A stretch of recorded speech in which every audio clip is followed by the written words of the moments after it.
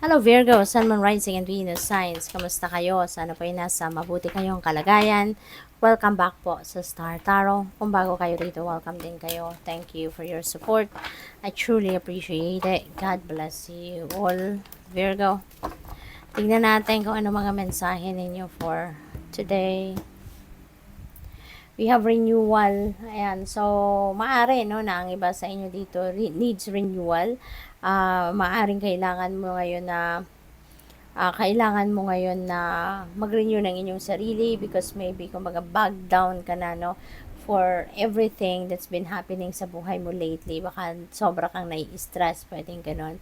Or maybe it's because siguro nasa spiritual awakening journey kayo at maraming mga nangyayari siguro sa buhay ninyo na hindi ninyo naiintindihan kung bakit nangyayari, bakit gano'n ang mga nangyayari sa buhay ninyo, bakit ngayon, bakit sa'yo, 'di ba? Yung mga gano'n, baka marami kang tanong sa sarili mo. But you know what? Kapag nasa spiritual awakening journey kayo, might as well na instead na stressin mo yung sarili mo sa paghahanap ng kasagutan, paghahanap ng explanation of why things are unfolding that way, no, sa buhay ninyo, i-embrace nyo na lang.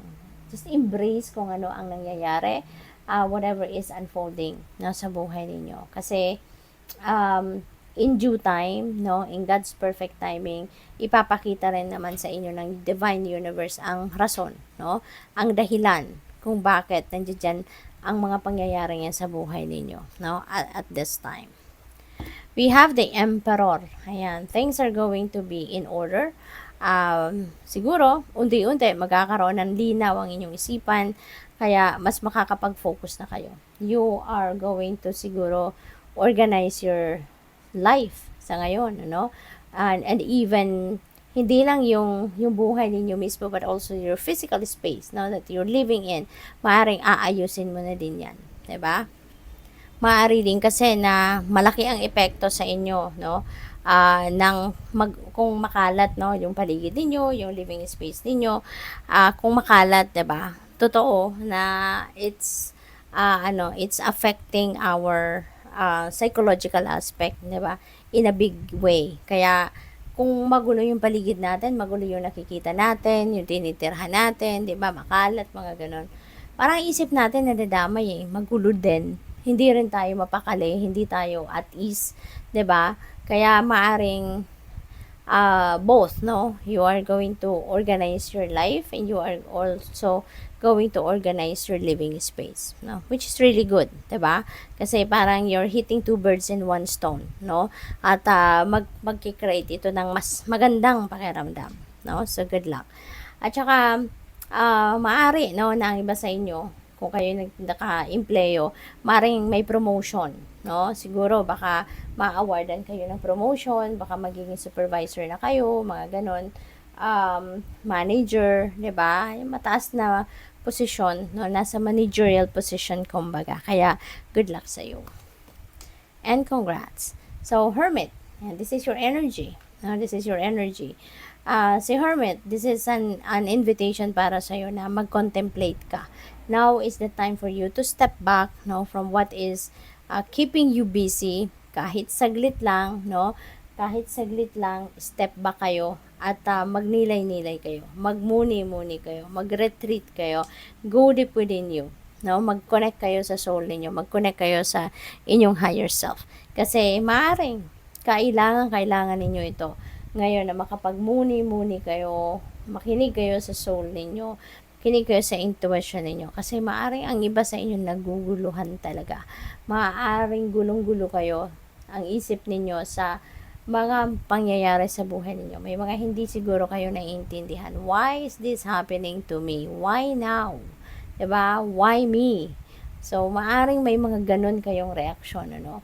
Kaya, pakinggan niyo yung sarili. Mag-meditate kayo, no? Meditation is really going to help you a lot, no, para mabalik din yung sarili niyo sa sentro, ma-relax kayo, no, maramdaman ninyo yung tranquility, yung serenity, no, iba, I'm telling you, iba yung epekto ng meditation sa sa isip natin, sa nararamdaman natin. Kaya, if you haven't tried yet, no, na mag-meditate, mag-ano po kayo, i-google ninyo, i-research niyo kung ano yung pwede ninyong gawin, kung paano kayo mag-meditate, or at least, no, magkaroon kayo ng idea what meditation is. Diba? Anong nagagawa nito sa buhay natin, sa sarili natin, sa katawan natin, sa isip natin.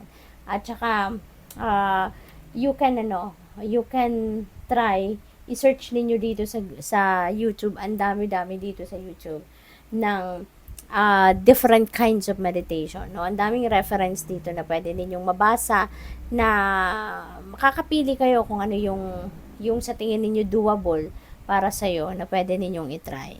Okay? But yeah, pero kung dati na ninyong ginagawa ito, no? Good for you. Good for you. Siguro naman, ramdam na ninyo, no? Kung ano yung epekto sa katawan ninyo, sa isip ninyo ng meditation. Kaya continue doing it, no? Be consistent, kasi para lagi kayong at peace, no? So what else? We have 9 of Summer. Wow, Virgo, napakaganda. Napakaganda. So 9 of Summer is dreams are coming true. No, there are dreams that is coming true sa buhay ninyo, Virgo. Kaya, kung ano man yan, top of the list, or only God knows, no, kung ano yung ibibigay niya. Kasi, for sure, hindi lang iisa yun yung pangarap ninyo, 'di ba? For sure, marami kayong pangarap. But, it's all up to God, no? Kung ano yung ibibigay sa iyo, kung anong i-grant ninyo, depende rin sa kung ano yung dream that you've been working on, 'di ba? Na makamit. Kaya 'yun. At saka napakaganda kasi this is also a time for success. No, this is also a time for success. Financial success, material success also is about to happen dito. Kaya wala kayong dapat na ipag-alala talaga, no? Wala, you have nothing to worry about. You have nothing to fear. Okay? Just continue on with what you are doing. Sige, pagpatuloy mo lang kung ano nang nasimulan ninyo. Kasi very intuitive kayo eh. Very intuitive kayo. Very sensitive din kayo, Virgo.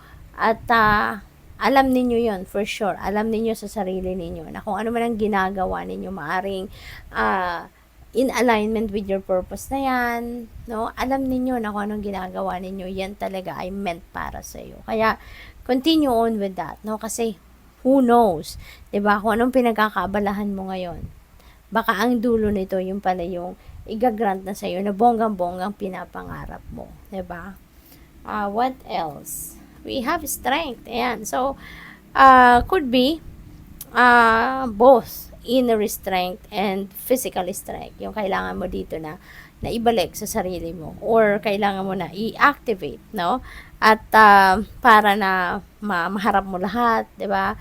Kung ano man yung ibibigay sa iyo, yung mga biyayang ito na paparating sa iyo, yung mga blessings na to, yung dreams ninyo, yung goals ninyo that is coming to fruition, you know, dapat handa kayo. You need to be physically also fit and ready para ma-manage mo to na maayos, no? Ma-welcome mo to sa buhay mo. At pagdating nito, alam mo kung anong gagawin mo, yung ganun ba? At saka, lakas ng loob. No? Lakas ng loob, kailangan mo to. Kasi, mga bago to sa buhay mo. No? Kung ano man ang mga pangarap mong ito, it's new para sa buhay ninyo. Kaya kailangan na matatag din ang loob ninyo, no? Para maharap ninyo kung ano man ang mga pwedeng mga challenges na ma-encounter ninyo along that journey. 'Di ba? Dito sa mga bagong magaganap sa buhay mo.